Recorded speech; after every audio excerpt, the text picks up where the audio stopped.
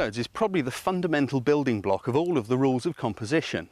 What you do is you draw two imaginary vertical lines on your image, equally spaced apart, thus dividing it into 1, 2, 3 sections. Two more horizontal lines equally spaced apart, and you have 1, 2, 3 sections.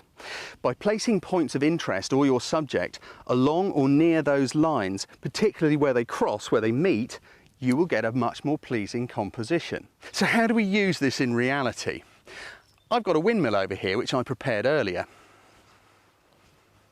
Now, if we put this windmill smack in the middle of the frame, yeah, it's a kind of interesting shot because it's a windmill on a nice day. But let me just step out of the picture.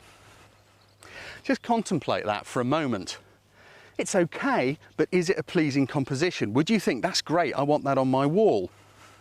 Possibly not.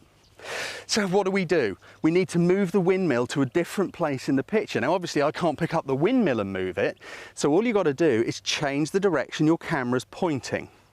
I've got an imaginary rope attached to the front of the video camera, and I'm going to pull the camera over this way to place the windmill on the vertical third on the left hand side. So let's come over this way a bit. There we go. As we ease it over, it's looking better already.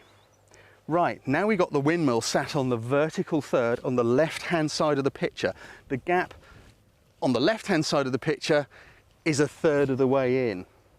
But it's probably sitting a little bit high in the frame. So what we now need to do is to make the windmill go a bit lower. And we do that by tilting the front of the camera up a bit. That's also going to place that bank along the bottom third.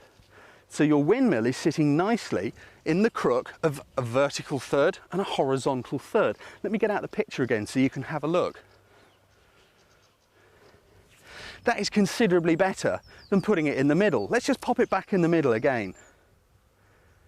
So we're going to go down and we're going to go left with the camera, that is, which has the opposite effect on the subject.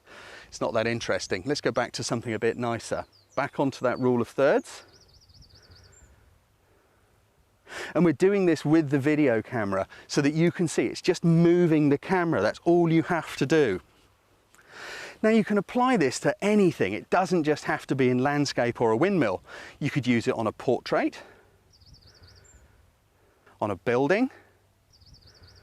You can use it on flowers.